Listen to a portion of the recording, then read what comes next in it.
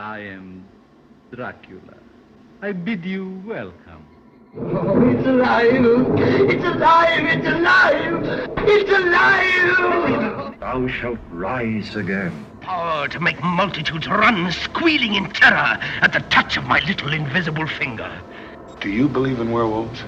To a new world of gods and monsters. Hey everyone, welcome back to Eternal Midnight. I'm here with Ken. What's up tonight, man? Hey, not doing too bad at all, man. How about you? I'm good. So we're back with our retrospective of the Universal horror movies, and we are tackling the fourth film in the Frankenstein franchise tonight, The Ghost of Frankenstein.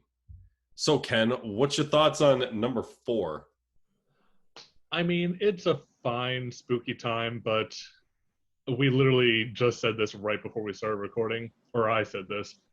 Once Karloff is gone, the monster loses his entire character, and he's just a stumbling brute. What do you think?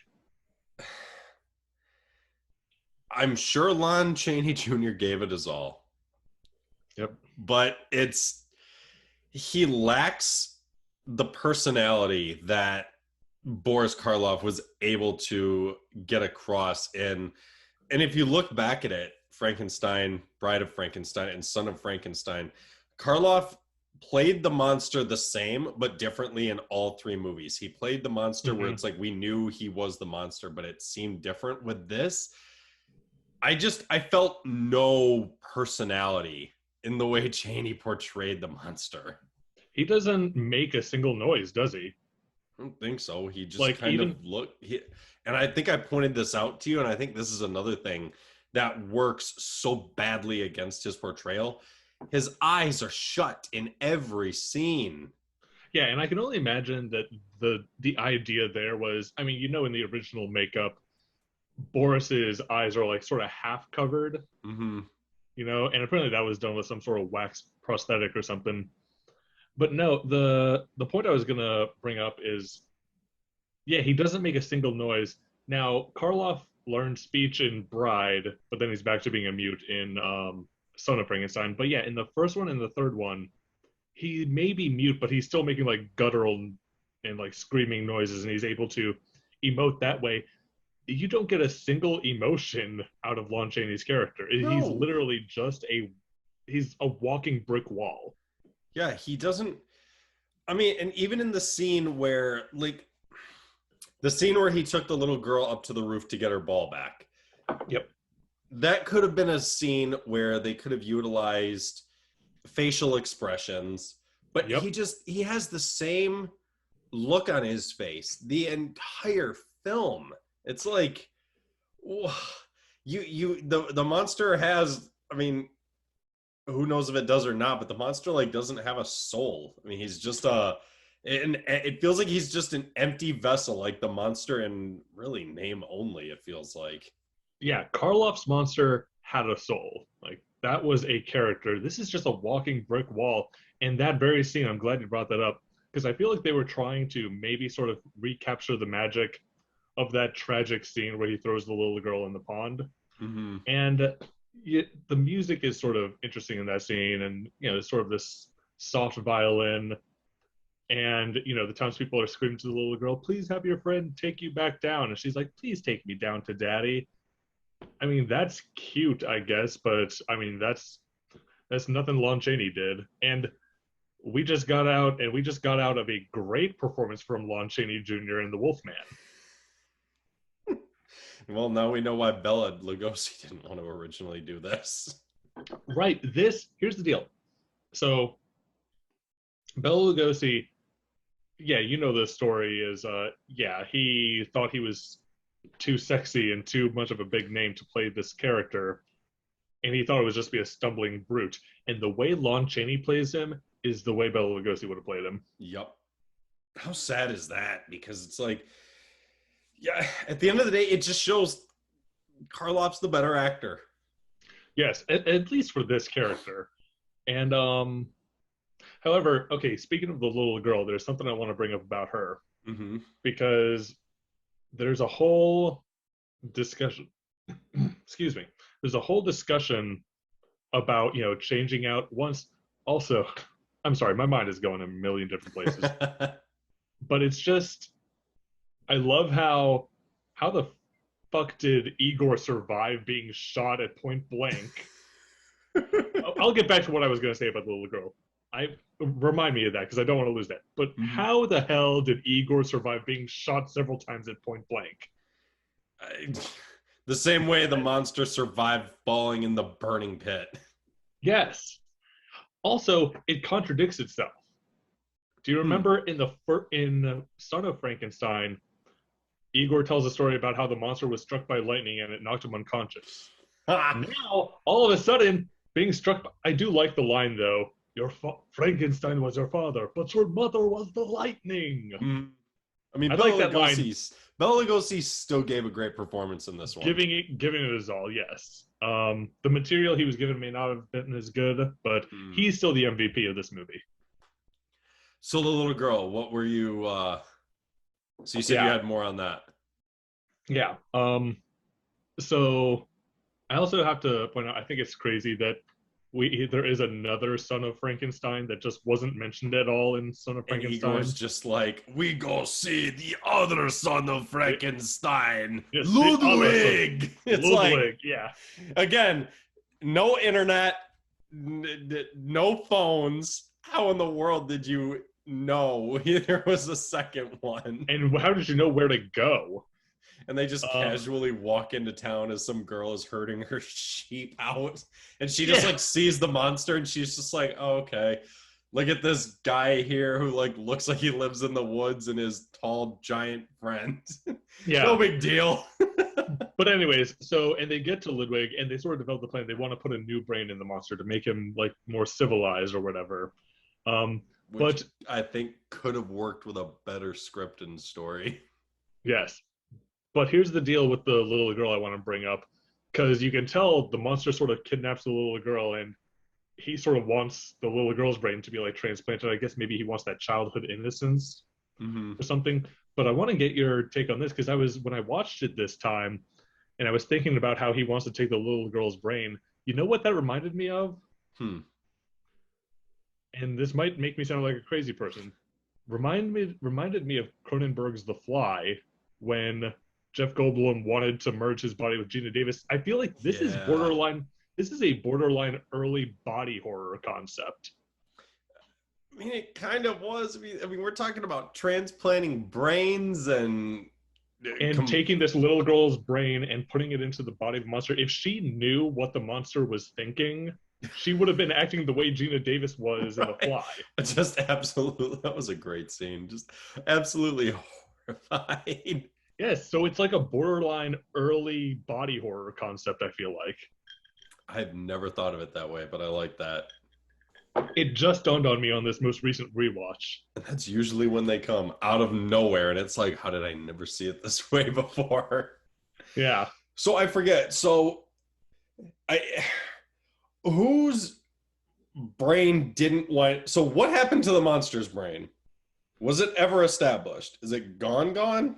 Like afterwards, after this? Okay, so Igor's brain goes into the monster. Is in the monster going forward. Yes. So where'd the monster's brain go? Can I ask you something? I just watched this video before we sat down to record this, and shock of shocks, we're bringing this guy up again. James Rolfe had a video talking about where is the monster's brain going forward. Oh yeah, he did make a video about that. But okay, anyway, if he didn't know, then neither of us are going to know. Yeah, exactly, because he's the bigger expert than either of us are. So let me see if I get this right. So originally it was the monster great scientist, right? The monster killed Kettering. Mm-hmm. So the monster killed Kettering, and then like we're going to put Kettering's brain in the monster's body. But then Igor convinced Bomer to do that instead. Yes. And Ludwig, for some reason, didn't see Igor strapped to a table getting his brain taken out. Yeah. Also, I know we're jumping everywhere here, but once Igor's brain is in the monster, that's the only time the monster makes a sound, is that moment just, I am Igor. And then when it's explained why he's going blind, I'm like, well, first of all, your eyes are freaking closed. That could be why. But no, he says, but the explanation is, oh, well, you've got a different blood type, so it's not transplanting like the neuro visual transmitters. I'm sure there's other stuff that would fall apart long Yes. before your eyes. I'm sure Thank your you. heart I was thinking probably that. wouldn't even be pumping. Thank you. That's what I was thinking. It's just like, I feel like the eyes are not the only thing that would be affected by this, but it's 1940s. Right. Doing 1800s, you know? So doing stuff that isn't even possible now. Yeah, exactly. So they were pretty. They were like Icarus. They flew too close to the sun. I mean, they try. It was. I mean, it was interesting. I did kind of like watching Igor in the monster's body start like, I can't see, and then start freaking out. And Bomber, what did you do to me? How did he say it? It's just like, what good is a body without eyes to see? Hey, can I ask you a question? This is gonna come totally out of left field. Did you ever watch Homestar Runner in like the early days of the internet? Oh, okay, never mind. For anyone who might be listening, there's a character in Homestar Runner named Strong Bad who sounds exactly like Lugosi's Igor to me. I know who's Strong. Oh, maybe it is that far back because I remember Strong Bad. He's like that giant brown thing with a mouth. Well, he's got like the wrestler mask and the boxing gloves on. Oh, yeah. Now, man, that is the early days of the internet. That's pre-YouTube. Let's say that's like 2004, 2003 right there? I think the first Homestar Runner video went up in like the year 2000. Jeez. So, anyways, we're way off. That stuff. We're way off. Let's get back to the movie. Don't we always? So, once again, Universal reusing actors. Yeah. Lionel Atwell showing up again. It's like he just played the inspector in Sun, and now he's showing up here as Bomer. Well, you got to sort of figure, back then, home video wasn't even a thing. So if you missed a movie in the theaters, you missed it. So, but then out of the blue, Evelyn Anchor's showing up. Who was we just saw her in The Wolfman. In The Wolfman. I did like her character better in Wolfman, though. Oh yeah. This is another movie. It's like, I recommend it if you're a completionist. Like, I think the only one so far that we straight up have said you don't gotta bother with is The Invisible Man Returns, right? Yeah, because there was no real. This one, I will say, if you're just sort of a casual fan, I can say you could probably skip this one, even though there are other Frankenstein movies after this that I think are mandatory, but you don't miss anything in this. I mean, the continuity, like we said, the character of Igor getting his brain put in the monster's body, he never speaks or acts like Igor again. So it literally makes no difference going forward. Well, he almost did, though. Do you remember hearing this story that in Frankenstein Meets the Wolfman, the monster is played by Bela Lugosi, and originally he was going to have dialogue speaking in Igor's voice. Okay. Why'd they get rid of it? I think they thought it was just too silly. Like, it worked for like the end of Ghost of Frankenstein, but for a whole movie, it just seemed silly, so they cut his dialogue. And there's still a few scenes where you can see his lips moving, but they cut the dialogue. I do remember seeing that in Cinemassacre's video. I remember him talking about it. I feel like we're always just rehashing everything he says. We're just riding on the coattails of James Rolfe. Except for the episodes we do that he never got around to. Yeah, like Invisible Woman. Exactly. So, out of the two sons of Frankenstein, who did you like better? Wolf or Ludwig? Ludwig. Wolf, no contest. Who was it? It was Cedric Hardwicke? Yeah. Ludwig? What I liked about him was I felt like he was more of a... What I liked about the two of them is they're very different. Wolf had a feel like I think they said like... I could be wrong, but I almost feel like looking at it like Cedric is almost like the older, more composed brother of the two of them, whereas Wolf was the younger, more idealistic. Like, Yeah, because it's like I you want look to at do the way great things. look at the way Ludwig composed himself in this movie. I'd say Yep. while he was not as interesting as Wolf, I'd say he composed himself in a very professional manner. I'd say he seemed much more like he was prepared for what was coming. Like But that scene where he already had the gas ready to go when he locked himself in his lab. It's like this guy is prepared. This is a very much more forward-thinking man than Wolf was. But he still has that moment of giving in to like the story of Frankenstein genes that say you have to know what it's like to be a god among men or something when the ghost of his father like comes to speak to him. He did, true. But at the same time, it's like, look at it. He was able to, aside from Bomer betraying him, he was still able to control Igor the whole movie. Yes. Like that one scene where like Igor, he was like, here's what we're going to do. And Igor's like, no. And he's like, there's nothing you can do about it. What are you going to do? You're not the scientist. I have the control here. Right. He's like, if you easily, or you can get out of here. Pick it. And Igor's like, well, shit. And it's like, and yeah, Ludwig's just like, exactly. That's what I thought. I'm running the show. Exactly. I'm just wondering so it's like, but I do also, like you said, he did have that Frankenstein moment, but at the same time, his goal of wanting to put a normal brain in the monster was smarter than anything his father or Wolf did, at least. Yeah, it's crazy because, well, his father, it wasn't really his fault because once they figured Fritz. it out, I mean, yeah. Yeah, because it was Fritz being the dumbass who grabbed the abnormal brain. After he dropped the regular after he one. dropped the normal one. But then, Wolf, all he wanted to do was bring the creature back to life. That's his only goal. Ludwig had the good sense, like, you know what? My father screwed up because his idiot assistant gave him a criminal's brain.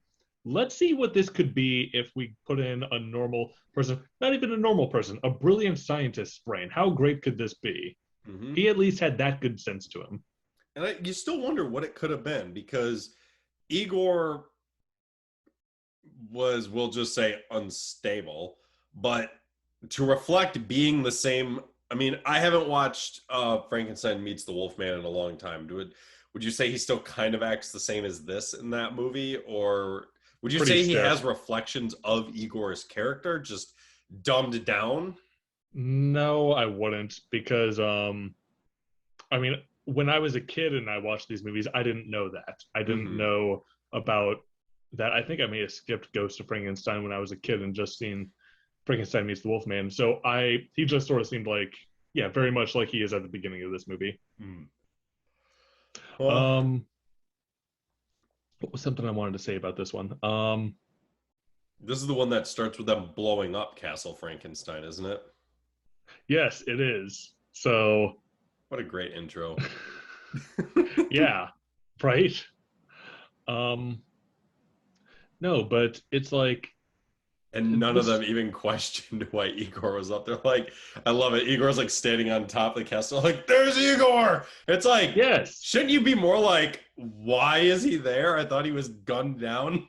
And that's how I am as an audience member. I'm just like, wasn't he shot to death? Yeah. This one was dumb. Just you know what's funny? If you stop, they could have just skipped this one and gone right. They could have just never made this one. Aside from where they find, I mean, and they almost, because isn't the next one he's found in like ice or something like that? He's frozen in ice. And even though he's in a building. burning building, right? They almost could have, if you think about it, you could almost skip this movie entirely and just say the sulfur pit cooled down and it froze or something, and that's where he was found. I would find that more believable than this burning building got frozen over somehow. Yeah, no, I mean, I didn't see Ghost of Frankenstein when I was a kid, and so yeah, this is the second time I've ever watched it.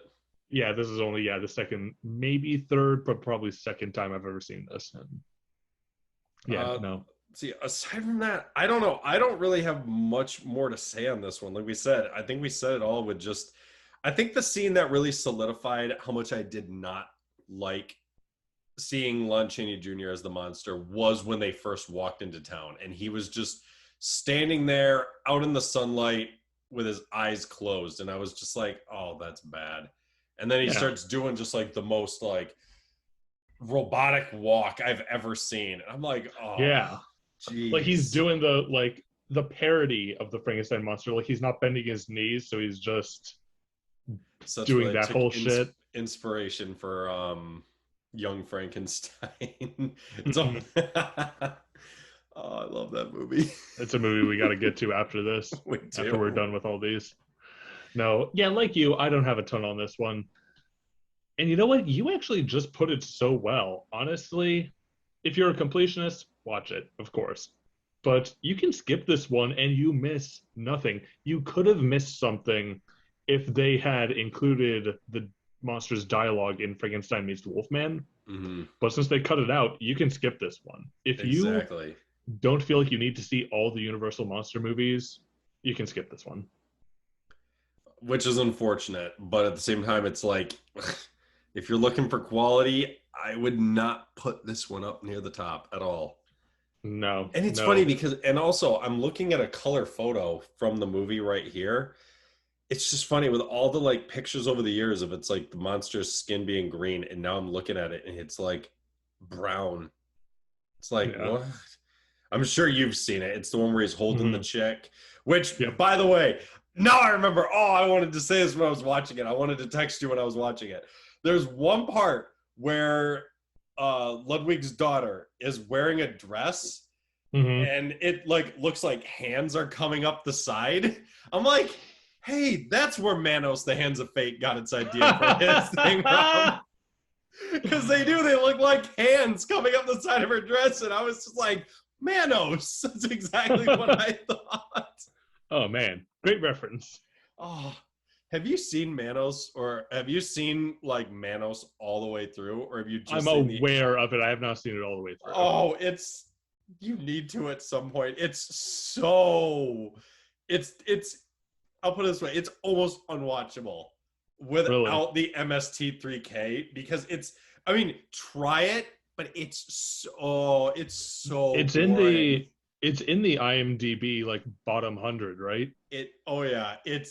Well, I mean, it was made basically like on a bet, basically, to see if he could make it. And it's like, we'll do that as an episode someday, because there's so much to Manos, but it's just like, try and watch it sometime. You will have a rough time getting through. Okay. Because there's just so many scenes of nothing happening, or like the camera just being left on and people just kind of like walking around. And it's like, okay. Do something. Right. But no, for anyone who's seen Manos, now you'll... Okay, there you go. Watch this movie for the Manos dress.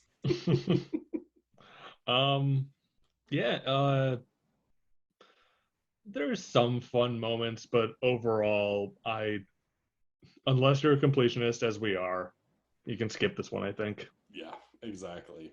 But do not skip the next couple of the Frankenstein. Yeah, because I would agree. Good ones. Those are like House of Frankenstein Meets the Wolfman, all that. Oh, hell yeah. And House of Dracula. I don't remember. Would you count that as a Dracula or a Frankenstein film? Because it's in the Frankenstein set, isn't it? Yeah, but I mean, Dracula has a bigger part in that one, but we'll get to that one. Right. You know what? I've only seen that one once. I don't remember anything about it. I remember a few things about it, but we'll have stuff to say about it when we get to it. It's still a ways off, but... All right, so Ghost of Frankenstein, unfortunately, one we've hit where we're just like... Not mandatory. Keep moving on. Don't worry about it. You don't want to. Yep. So, guys, thanks for tuning in. We will be back in a few weeks with the next episode. Have a good night. Take it easy, everyone.